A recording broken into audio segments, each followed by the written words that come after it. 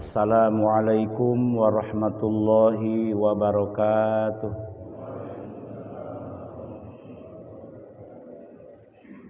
Yang saya hormati bapak-bapak dan ibu-ibu sekalian, jamaah salat subuh, jamaah majelis ta'lim Masjid Nurul Huda. Mari dengan tiada henti dan tiada jemu-jemunya kita panjatkan puji syukur kehadirat Allah Subhanahu wa taala.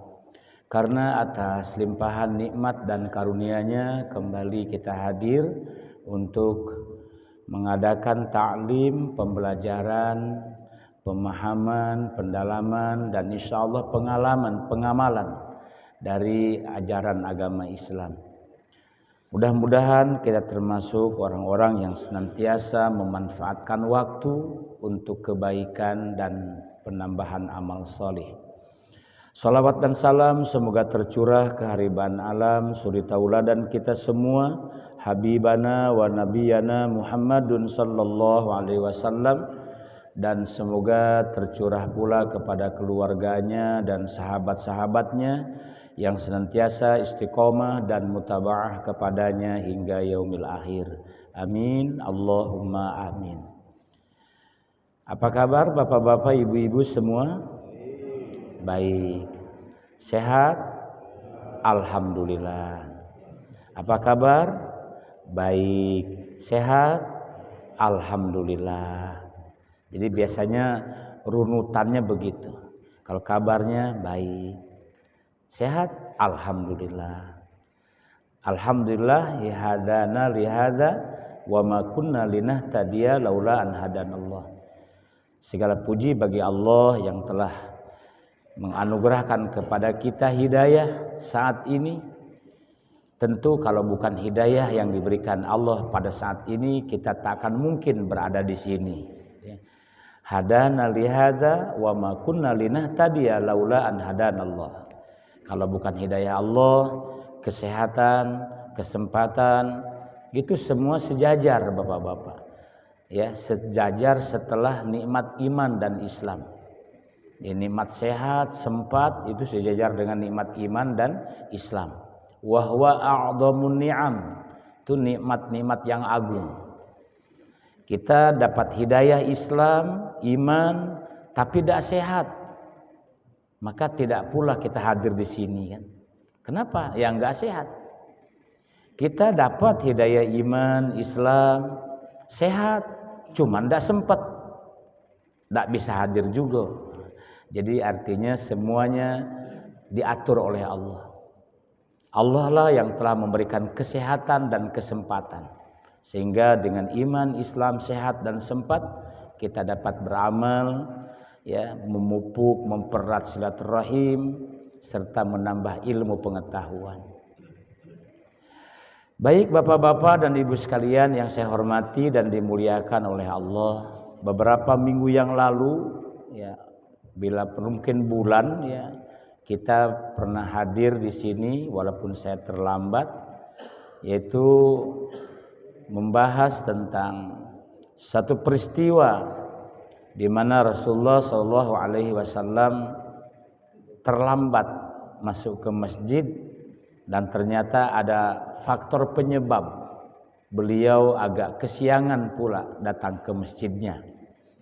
Rupanya beliau tadi malam bermimpi pulas, ya, kemudian bermimpi bertemu di sisi Allah Subhanahu wa taala dan mengajarkan beberapa poin tentang peningkatan amal, peleburan dosa dan peningkatan derajat.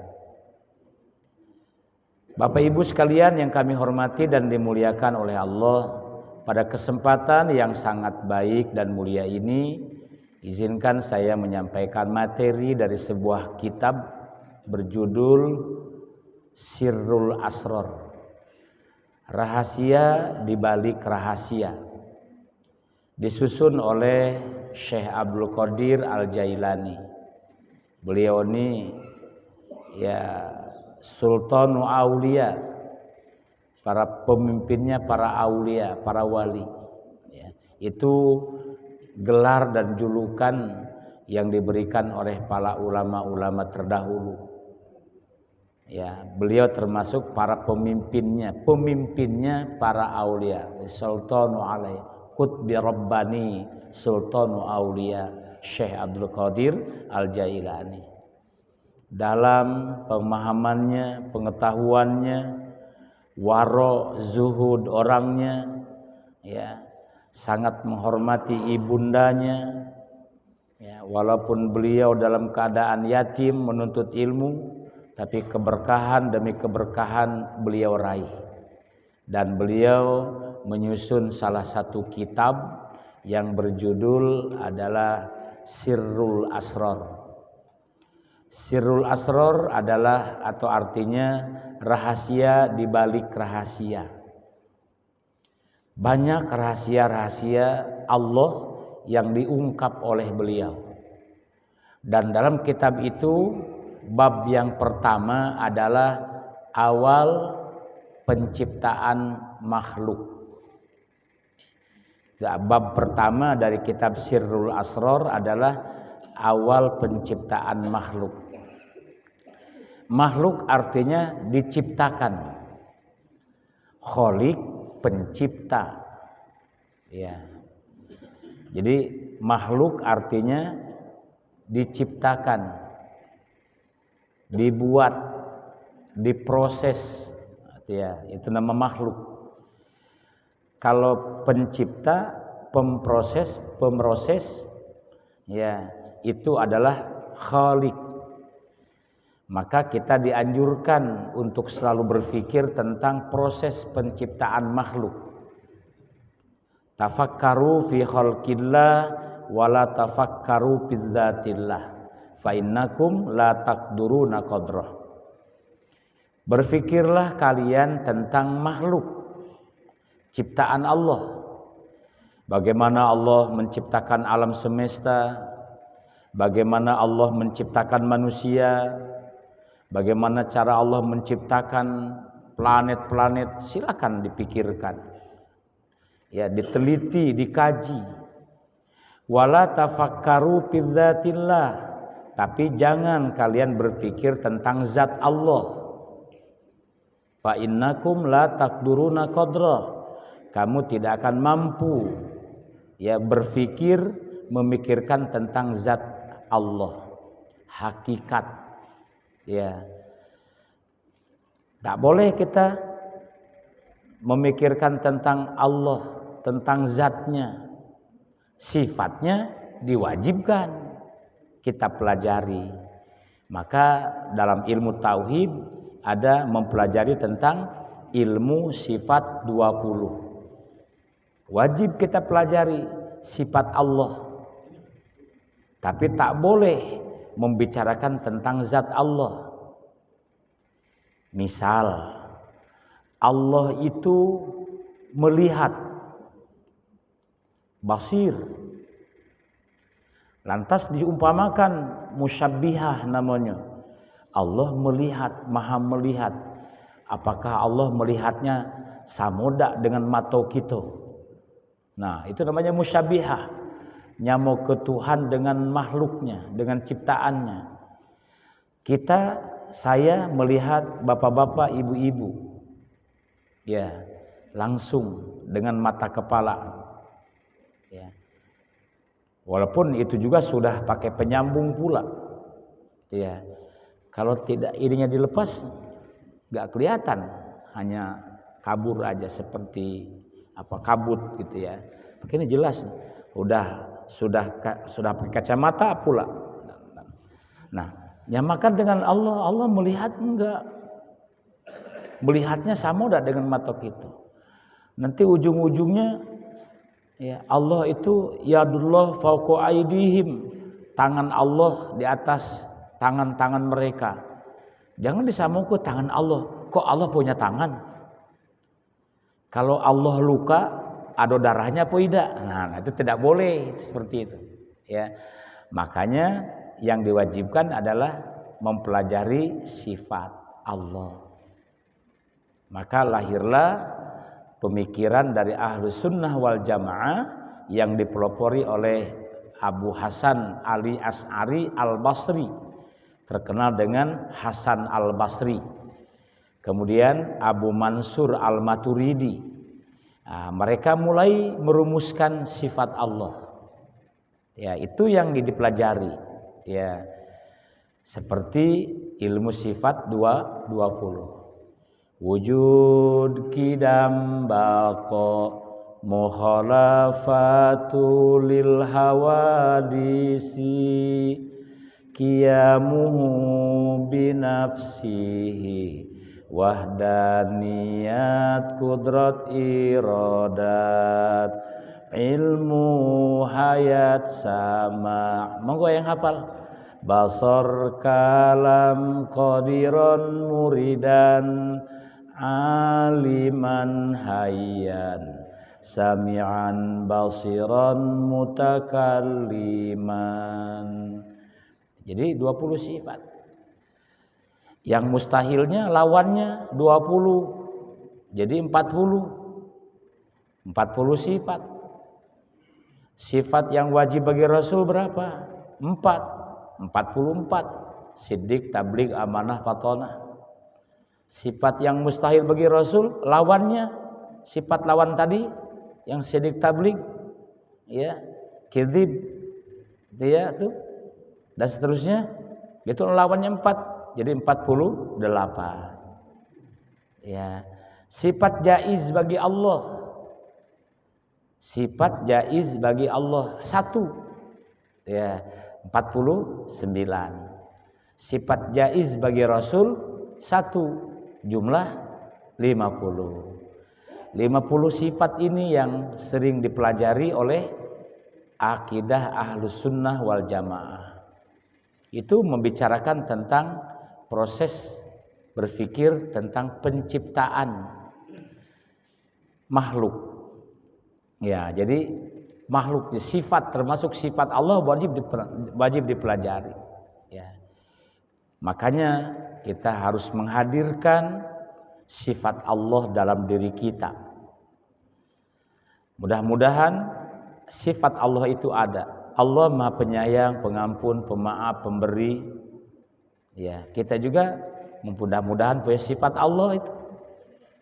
Sifat Allah pemaaf, kita juga pemaaf. Allah bersifat pengampun, kita juga memberikan maaf kepada orang lain.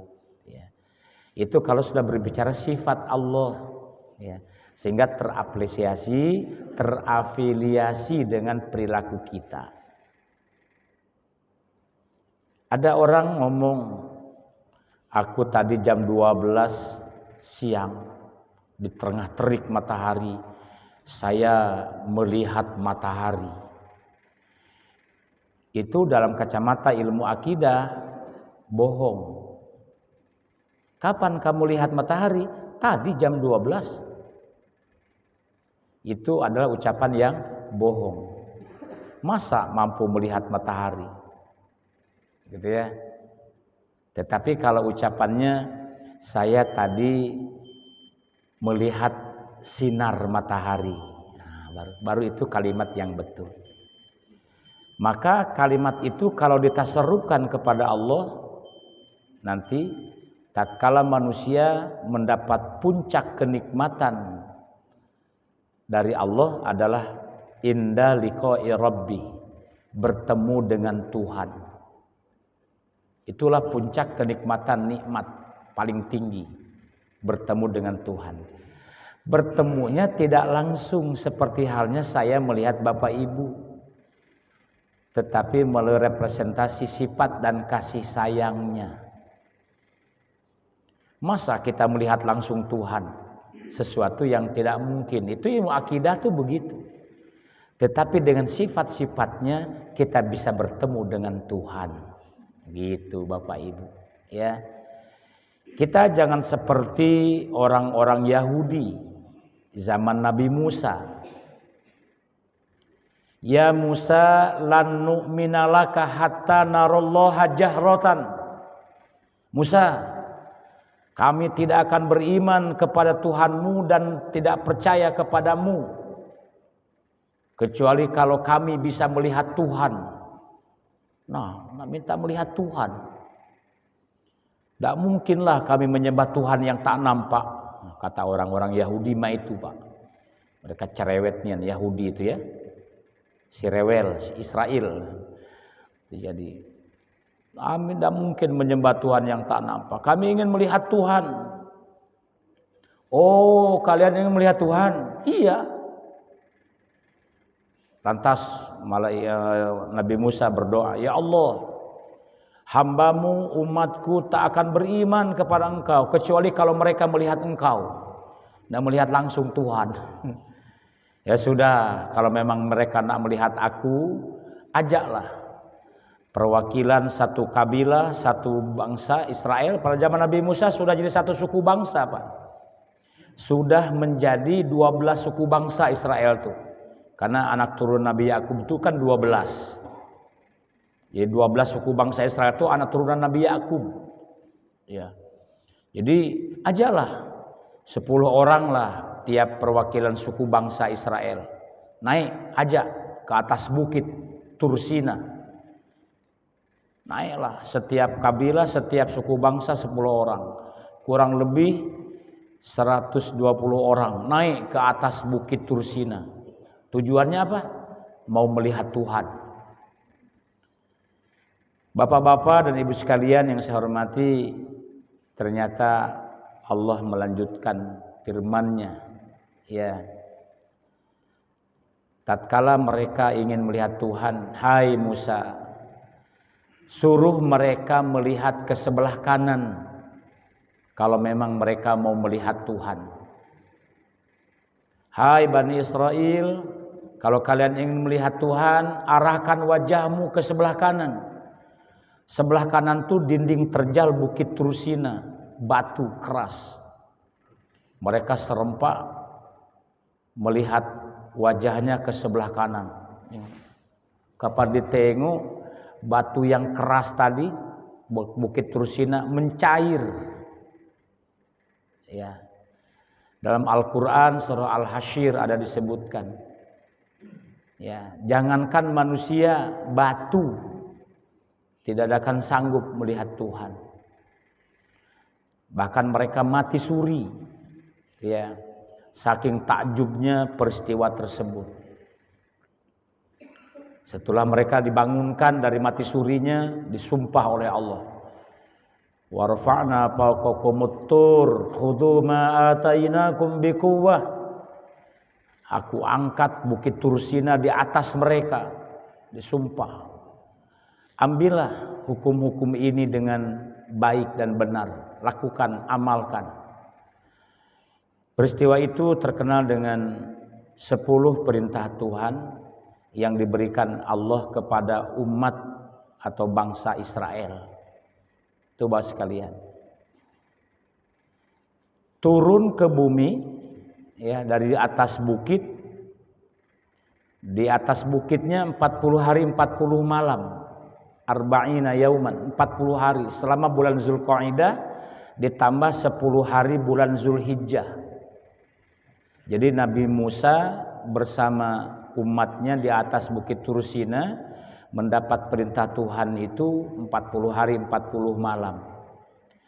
Waktu Nabi Musa naik ke atas bukit Tursina, beliau berpesan kepada saudaranya Harun, Nabi Harun, Harun, selama aku dan umatku yang sekian ini berangkat naik ke bukit, jaga, bimbing bangsa Israel ini. Bapak Ibu sekalian, betapa terkejutnya Nabi Musa kapan turun ke pelataran dari bukit Tursina. Bangsa Israel sudah menyembah patung anak sapi buatan Samiri. Luar biasa, Pak, bandelnya Israel itu. Ditinggalkan 40 hari, mereka sudah menyembah patung anak sapi buatan Samiri. Terkenal dengan Paman Sam, masih saudara atau Samiri. Bapak-bapak sudah mengenal kan negeri Paman Sam? Siapa tuh?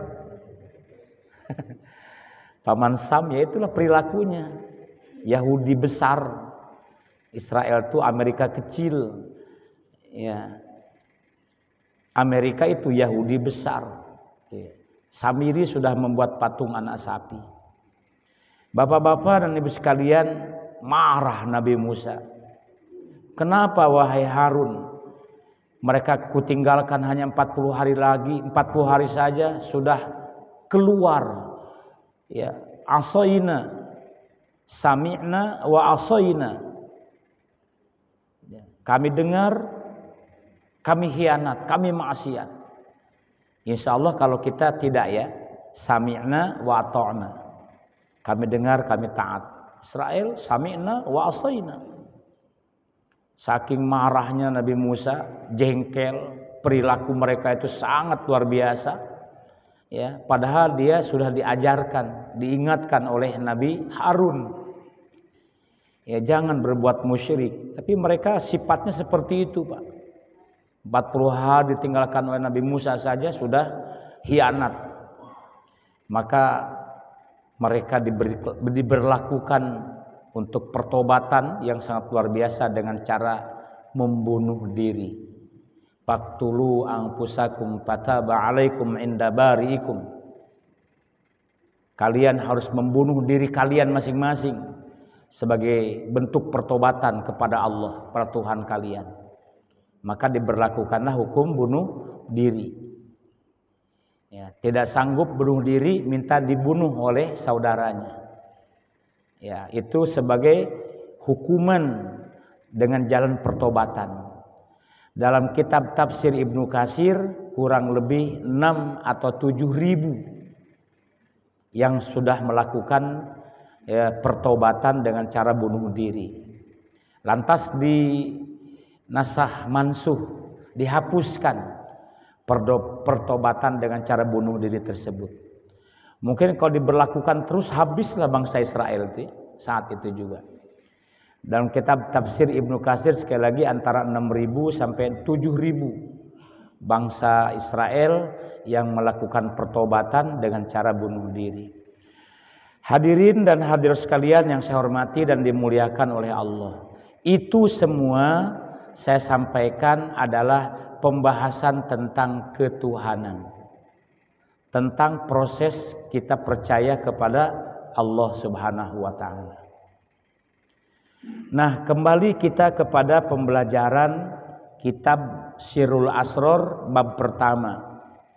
Proses penciptaan makhluk. Bapak-bapak, badan kita sekarang ya. Silakan diangkat ininya. Tangannya digerak-gerakan seperti ini, kemudian sambil mengucap mulut subhanallah, subhanallah atau subhanallah, subhanallah, subhanallah. Sekalian, ini adalah bentuk representasi dari jasad kita, ya, jasad kita. Mohon maaf, ya.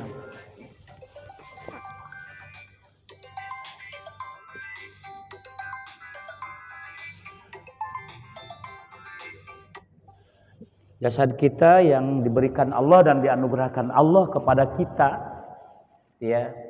Apa itu, sekalian? Kenapa kita bisa ngomong subhanallah? Kenapa kita punya keinginan dan kehendak? Ingin rumah yang bagus, kendaraan yang mewah, jabatan yang tinggi. Itu ada dalam tubuh kita ini, Bapak-bapak. Dan ternyata menurut beliau dan juga menurut ulama-ulama yang lain, bahwa jasad kita ini sekarang ini itu 3 unsur. Yang pertama ruh.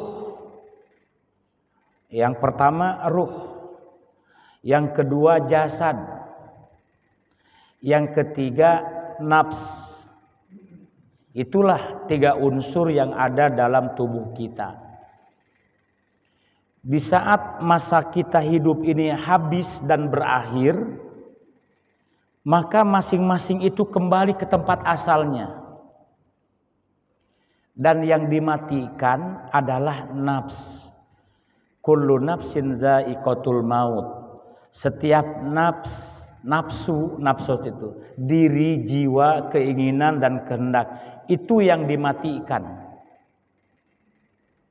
Kullu nafsin za'iqatul maut.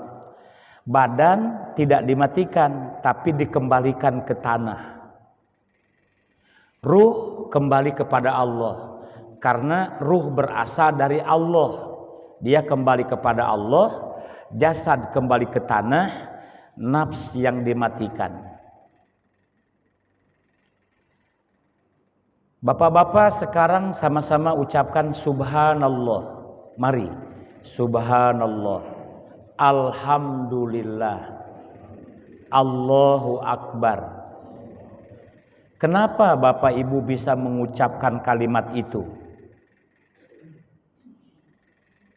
Boleh silakan dijawab, boleh masing-masing. Jawaban masing-masing. Kenapa Bapak Ibu bisa mengucapkan kalimat itu? Jawabannya, karena sedang sehat. Betul ya? Karena Bapak sedang sehat, Ibu sedang sehat, maka Bapak Ibu bisa mengucapkan kalimat itu. Sehat termasuk bagian dari hidayah. Bayangkan oleh Bapak Ibu, tapi na'udzubillah ya. Bayangkan oleh Bapak Ibu, kalau Bapak Ibu kena stroke, lidah keluh, bibir bisu. Apakah bisa mengucapkan kalimat itu? Tak bisa. Kenapa tidak bisa mengucapkan kalimat itu? Lidah bisu, bibir keluh. Salah. Bibir bisu, lidah keluh. Tidak bisa lagi mengucap kalimat itu. Bapak Ibu sekalian, baling kita ingat, kan begitu. Na'udzubillah. Maka sedang sehat kita mengucapkan kalimat itu. Na'udzubillah, suatu saat kita kena sakit, stroke, tak bisa mengucapkan kalimat itu lagi. Jangan khawatir. Karena waktu sehat dulu biasa mengucapkan kalimat itu. Ruh tidak akan kena stroke. Yang kena stroke itu fisik, badan, jiwa. Karena ada sesuatu yang ketidakstabilan. Mungkin karena suplai saraf darah ke otak tidak jalan. Sehingga tak bisa mengucapkan kalimat itu karena stroke tadi. Jadi bapak-bapak sekalian, di saat sedang sehat itulah kita mengucapkan kalimat itu. Suatu saat naudzubillah kena stroke, kita tidak khawatir. Karena waktu sehat dulu biasa mengucapkan kalimat itu. Dan jadi yang kena stroke itu adalah fisik kita, badan kita, lisan. Ruh tidak akan kena stroke, dan ruh dia sudah mengenal Allah. Waktu sedang sehat, sekarang sedang sehat, kita mengenal Allah dengan zikir, dengan sholat. Sudah mengenal Allah. Jadi kena stroke pun enggak masalah, bukan diminta. Kenapa? Karena ruh sudah mengenal Allah. Kita yang hidup tidak melihat orang yang kena stroke itu berzikir. Ya enggak tahu. Dia tidak bisa ngucap.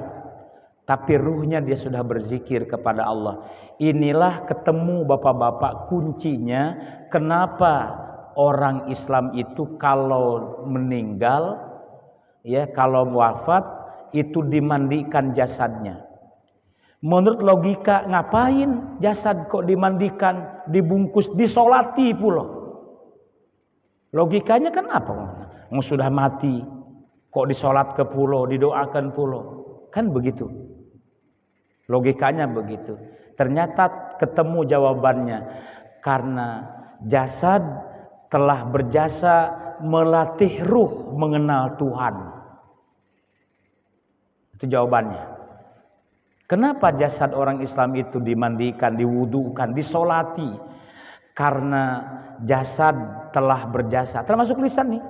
Lisan, jasad tubuh kita telah berjasa melatih ruh mengenal Tuhan. Dilatih ruh kita mengenal Tuhan. Berangkat pagi dari rumah ke masjid, sholat subuh, ditambah dengan pemahaman pengajian. Nah itu bapak-bapak dan ibu sekalian, jadi ruh kembali kepada Allah itu sudah mengenal Allah. Kamu siapa? Kata Allah, aku hambamu ya Allah, si Fulan bin Fulan. Oh iya, memang kamu hambaku. Udhuli fi ibadi wadhuli jannati. Masuklah sebagai hambaku, masuklah kepada surgaku. Kamu memang biasa menemui aku, kamu mengenali aku, dan aku pun mengenali kamu. Nah, yang sedang sehat tidak pernah mengenal Tuhan, mati tanpa mengenal Tuhan. Tatkala menghadap Tuhan, kamu siapa? Aku hambamu. Kapan kamu nemui aku? Kapan kamu nyebut nama aku? Pergi sana. Nah, di mana sudah pergi? Dekatnya tempat lain dah pergi suruh. Neraka itulah. Tuh Bapak Ibu sekalian. Jadi itu pada prinsipnya. Jadi kembali ke tadi bahasan kita, tubuh kita nih berasal dari 3 unsur. 1 badan, 2 ruh, 3 nafs. Ya. Bapak tadi malam, ibu tadi malam bermimpi enggak? Siapa yang bermimpi tadi malam pergi ke Mekah? Ada tidak yang tadi malam mimpi pergi ke istana presiden? Bermimpi ke Masjid Istiqlal? Jelas nian melihat Masjid Istiqlal. Baik belum pernah ke sana ataupun pernah ke sana, tapi bermimpi melihat Masjid Istiqlal. Bahkan ada yang melihat Mekah. Ya. Nah, saya tanya, yang tadi malam bermimpi melihat Masjid Istiqlal, tadi malam bermimpi melihat istana presiden, itu roh atau nafs? Ruh. Berarti tadi malam ruh kita keluar melihat istana presiden. Berarti ruh keluar dari badan. Mati ya nih. Ya, jawabannya adalah yang tadi malam bermimpi itu adalah nafs. Nafs ini bagian dari keinginan. Ya, ilham, keinginan apapun itu dari nafs itu. Maka orang yang bermimpi bagus dan orang beriman 85%-nya kebenaran. Jadi mimpinya orang beriman itu 80%-nya kebenaran. Mimpinya para nabi dan rasul itu 100% benar. Dan ingat Bapak Ibu, 85% wahyu Allah diberikan kepada para nabi lewat mimpi. Kapan bangun tidur, ayatnya sudah ada, hafal. Ya, perintah berkurban kepada Nabi Ibrahim pun lewat mimpi. Ya, peristiwa kisahnya Nabi Isa, Nabi Yusuf alaihi salam di negeri Mesir, mimpi. Nabi Muhammad sallallahu alaihi wasallam 85%-nya lewat mimpi, wahyu-wahyu Allah itu. Pagi-pagi Rasulullah membaca ayat yang baru. Berarti tadi malam ini turun wahyu nih. Kapan pagi-pagi ditanya, ya Rasulullah, engkau barusan memimpin sholat dengan surah yang baru. Iya, tadi malam Jibril menyampaikan wahyu ini. Jadi pagi ini ku bacoke. Jadi Bapak sekalian lewat mimpi. Yang langsung ada tapi jarang. Sedang duduk memberikan tausiah, tiba-tiba Nabi menggigil. Benar-benar sadar. Barusan Jibril membawa wahyu ini, gitu ya. Bapak-bapak sekalian, kemudian terakhir, nah bukan terakhir, ya bahasan terakhir tentang ruh tadi. Jadi ruh kembali kepada Allah, jasad kembali ke tanah karena dari tanah, ya nafs inilah yang dimatikan. Ya, jadi kalau tadi malam bapak-bapak bermimpi melihat ini dan itu adalah nafsnya. Kalau ruhnya berarti tadi malam ruh kita keluar dari tubuh. Kalau ruh keluar dari tubuh berarti kita mati. Terus sekalian, Makanya proses kematian itu Bapak sekalian masih ada sih, tapi banyak kisahnya masuk lagi ke badan. Tapi yang sudah mati ya sudah selesai kematian. Bapak Ibu sekalian yang saya hormati, nah Allah Subhanahu wa taala menciptakan ruh karena berasal dari Allah. Ada kalimat Bapak-bapak, dari kalimat titik saja kita sudah dapat ilmu. Waktu jasad kita diciptakan oleh Allah dalam rahim ibu kita umur 4 bulan, ya Allah tuh berfirman, "Fanafahtu min ruhihi." Aku tiupkan rohku, sebagian rohku ke dalamnya. Jadi min ruhihi, bagian dari ruh Allah, artinya ditiupkan. Fanafahtu pakai kho. Itu tiupan roh ke dalam jasad kita tuh pakai kho. Ada titiknya. Fanafahtu. Begitu. Ada tiupan tanpa suara. Ada dalam hadisnya. Nanti tatkala kiamat akan terjadi besar-besaran, yang terlebih dahulu dimatikan adalah orang beriman. Dan itu sebaik-baiknya kematian. Karena mereka tidak merasakan kematian itu sendiri. Allah cuma menghembuskan angin yang tak bersuara. Tatkala angin itu dihisap oleh orang beriman, mereka mati dengan seindah-indahnya kematian. Ya, jadi tiupan angin yang tak bersuara, pakai ha, fanafahtu. Aku tiupkan angin. Tapi kalau meniupkan roh, wah, ada suaranya. Bapak Ibu sekalian, dari mana roh itu ditiupkan? Tatkala jasad Bapak Ibu dalam rahim Ibu kita dulu umur 4 bulan. Ya, di suatu tempat ruh Allah itu namanya alam lahut. Alam lahut adalah alam pertama, tempat terminalnya ruh manusia. Itu alam lahut. Itu Bapak sekalian. Dan ruh pertama yang diciptakan oleh Allah adalah ruh Nabi Muhammad sallallahu alaihi wasallam. Khalaqtu Muhammadan awalan min nuri wajhi. Ya, hadis qudsi dari Abi Hurairah. Khalaqtu Muhammadan awalan. Yang pertama kali kuciptakan adalah ruh Muhammad. Min nuri wajhi, dari cahaya wajahku. Nah, baru setelah itu ada hadis Nabawi. Nabi pernah bersabda, "Awwalu ma khalaqallahu nuri." Ruhi. Itu ya. Awwalu ma khalaqallahu ruhi. Yang pertama kali Allah ciptakan adalah rohku. Wa awwalu ma khalaqallahu nuri, dan yang pertama kali Allah ciptakan adalah cahayaku. Wa awwalu ma khalaqallahu qalami, dan yang pertama kali Allah ciptakan adalah kolam. Kolam bahasa Arab, bukan kolam bahasa kita. Bahasa Arab kolam, kalam untuk menulis. Ya, wa awwalu ma khalaqallahul akli.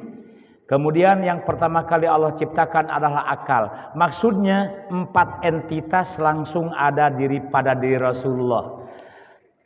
Ruh, cahaya, kalam, dan akal. Semua untuk menerima wahyu Allah. Dan inilah makhluk pertama yang diciptakan oleh Allah, ruh Nabi Muhammad sallallahu alaihi wasallam. Di alam lahut, dari alam lahut ruh masuk pindah ke alam jabarut. Dari alam jabarut pindah ruh ke alam malakut. Dari alam malakut ruh pindah ke alam muluk. Baru Allah mempersiapkan jasad di alam jusmani. Kita nyebutnya jasmani. Di alam jusmani inilah ruh dimasukkan waktu kita berumur 4 bulan. Dalam rahim ibu kita 4 bulan mulai ada tanda kehidupan. 4 bulan, 5 bulan, 6 bulan, sampai 9 bulan, kurang lebih 10 hari lahirlah kita ke alam dunia. Tiap alam ke alam berikutnya ruh mempunyai pakaian. Dari alam lahut ke alam jabarut, pakaian ruh namanya rawani. Dari alam jabarut ke alam malakut, pakaian ruh itu namanya malhani. Kemudian ruhani, itu ya, hasnuri. Itu nama-nama pakaian ruh. Di dalam dunia ini pun kita punya pakaian, tapi pakaian jasmani, baju koko, jas, itu pakaian jasmani namanya. Nah, ruhani pun punya ruh, punya pakaian, itulah nama pakaiannya. Rawani, malhani, kemudian hasnuri, royani. Itu nama-nama pakaian di alam ruh tadi. Jadi bapak-bapak, jauh sekali perjalanan kita dan sekarang sedang berada di alam dunia. Dunia ini nanti suatu saat akan ditinggalkan, masuk ke alam akhirat, diawali dengan alam barzah. Nah, bapak-bapak dan ibu-ibu sekalian, dari mana kita berasal? Itulah sudah kita ketemu jawabannya. Kita berasal dari Allah dan ditempatkan di alam-alam sebelum kita lahir ke alam dunia ini. Maka kalimat kita kalau mendengar ada sahabat meninggal, kalimatnya adalah inna lillah. Kita sesungguhnya berasal dari Allah. Ruh kita sekarang masih ada dalam jasad kita dan sedang melatih ruh kita dengan lisan kita, dengan otak kita, melatih ruh kita mengenal Allah dengan proses pembelajaran seperti ini. Bapak-bapak dan ibu sekalian yang saya hormati, ini tentang ruh, ya. Mudah-mudahan ini pembelajaran pertama kita mempelajari sebuah akidah dari ilmu kitab Sirrul Asrar. Waktu jam 6 kurang 5 menit kurang lebih. Kalau ada yang mau bertanya mungkin silakan. Kalau ada, boleh? Silakan.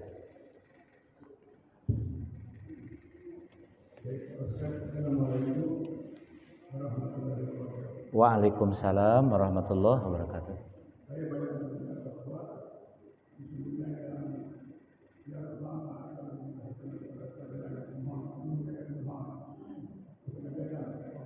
Gimana? Iya.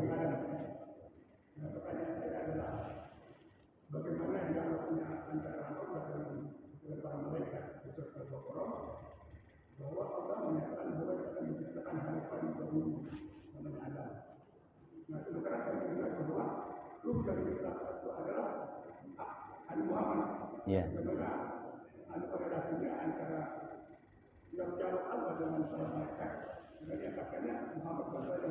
Ya. Ya, makasih. Waalaikumsalam.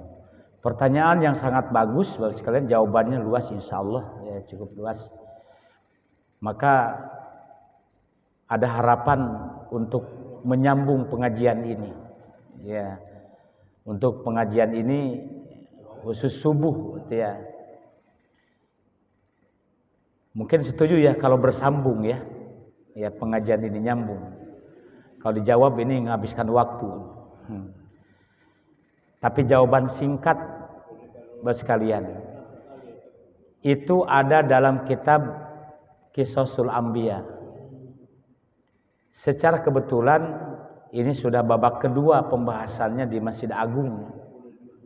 Ya, di Masjid Agung Palembang. Itu pembahasannya sudah sampai pada proses penciptaan Nabi Adam.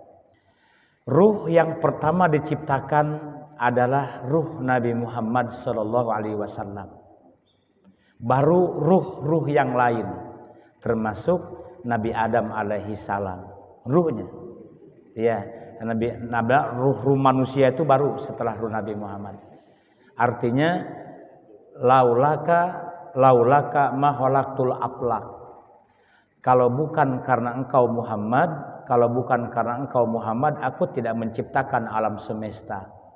Alam semesta pun diciptakan karena syariatnya, wasilahnya Allah menciptakan lebih dulu Nur Muhammad.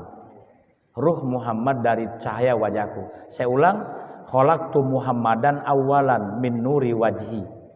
Yang pertama kali aku ciptakan adalah ruh Muhammad dari cahaya wajahku.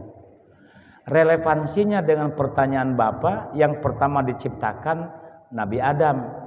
Jasadnya yang pertama diciptakan adalah Nabi Adam.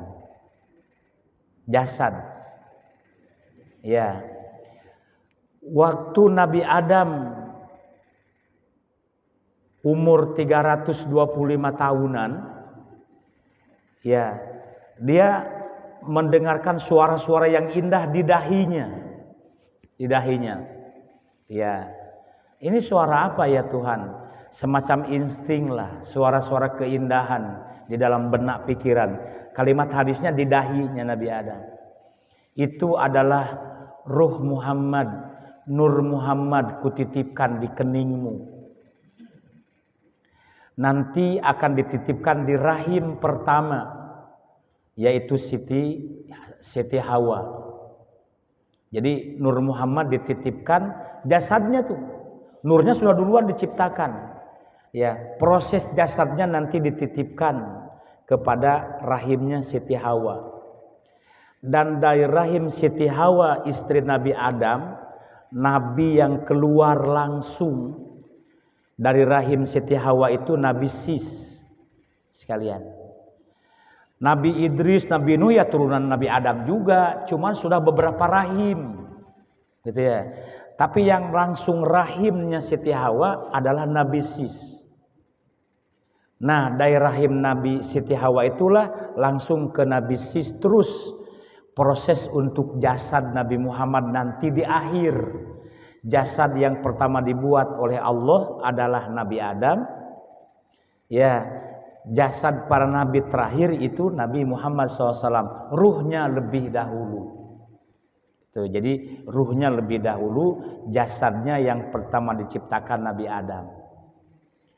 Bapak-bapak dan ibu sekalian, wallahu a'lam, tatkala Allah memproses jasad Nabi Adam, 4 unsur, nanti kita bahas di pertemuan berikutnya, ya, 4 unsur tanah, pokoknya udah selesai, Nabi Adam jasadnya dibuat, ruh Nabi Adam itu disuruh oleh Allah masuk ke dalam tubuhnya sendiri, suruh masuk. Nabi Adam itu keliling-keliling, ngelilingi jasadnya sendiri. Dak galak masuk. Ya, sampai Allah menyuruh kepada Israel, bantu proses pemasukan roh Adam ke dalam tubuhnya. Maka dibantulah proses pemasukannya dengan cara terpaksa. Jadi masuklah proses pertama 4 tahap. Tahap pertama di kepala. Tahap kedua tenggorokan ke badan, ya, ke dada sini, dalam rongga hati sini. Tahap ketiga adalah perut ke bawah. Tahap keempat anggota tangan dan kaki. Jadi proses masuknya roh itu bertahap. Ya, tiap tahap itu 40 tahun. Ya, kalau proses jasad kita berapa lama? 4 tahap juga. Tapi dibuat 3 kali tahapan besar. Dan lamanya 40 hari, ya. Arba'ina yauman nutfah, arba'ina yauman alaqah, ya, arba'ina yauman mudghah. Atau air, darah, daging, itu proses. Nabi Adam masuk rohnya ke dalam kepala dulu. Masuklah rohnya pertama kali ke mata. Maka berproseslah saraf-saraf mata. Saraf mata. Terus berkedip-kedip, muka mata Nabi Adam terbuka matanya. Nah, maka tatkala pandangan pertama mata Nabi Adam itu melihat tulisan di tiang aras, la ilaha illallah Muhammadur Rasulullah. Muhammad, maaf. Ya Allah, itu tulisan apa itu? Itu tauhid. Itu ada nama Muhammad, ya. Itu adalah makhlukku yang pertama kali. Itu Pak, pertama kali, ya. Kemudian masuklah saraf ke rongga hidung. Sempurnalah rongga hidungnya. Ya. Maka beliau bersin. Enggak, sekaligus Pak, mohon maaf. THT, ya, telinga, hidung, tenggorokan. Tatkala fungsi rongga hidung sudah berfungsi, Nabi Adam bersin. Hacin. Alhamdulillah. Di secara naluri langsung Nabi Adam mengucapkan alhamdulillah. Sampai sekarang Nabi nyuruh kalau ada orang bersin mengucap alhamdulillah, jawablah yarhamukallah. Itu jawaban Allah langsung saat itu. Nah, dari proses itu Bapak-bapak, itu proses setelah firman Allah tadi oleh Bapak bacakan. Inni ja'ilun fil ardi khalifah. Itulah proses pertama kali Allah menciptakan Nabi Adam berbentuk jasadnya sebagai khalifah di muka bumi. Jadi relevansi hubungannya ya, ruh Nabi Muhammad paling duluan diciptakan, sementara jasadnya yang lebih duluan diciptakan adalah jasad Nabi Adam. Dan proses penciptaannya dimisalkan seperti Nabi Isa alaihi salam. Kenapa Nabi Isa alaihi salam? Nabi Adam diproses tanpa ayah dan ibu, langsung Allah memprosesnya. Sementara Nabi Isa diproses oleh Allah tanpa ayah. Jasadnya dibuat oleh Allah, diproses oleh tanpa ayah. Itulah Nabi Isa alaihi salam. Nabi Muhammad dengan ayah dan ibu. Selain Nabi Adam dan Nabi Isa, semua ada prosesnya melalui kedua orang tua. Bapak sekalian, itulah proses awal khalifah fil ard. Rahasia-rahasia kenapa Allah menciptakan manusia untuk pemimpin di muka bumi, karena akan berkembang biak. Jadi ruh-ruh yang di Adam, lahut, jabarut, malakut, muluk, jasmani tadi nanti akan dikonversi dengan jasad dan nanti kembali kepada Allah dengan mereka sudah mengenal Allah. Begitu. Ya, kenapa? Karena mereka berjasa mengelola alam semesta ini sebagai khalifah fil ard. Demikian, terima kasih sekalian. Sudah jam 6 lebih. Kandai kata belum puas jawabannya, nanti kita bahas lagi, kan memang relevansinya dari awal-awal proses penciptaan makhluk. Mari kita akhiri sama-sama dengan membacakan doa dan kafarat majlis ta'lim. A'udzubillahi minasyaitonirrajim. Bismillahirrahmanirrahim. Allahumma shalli wa sallim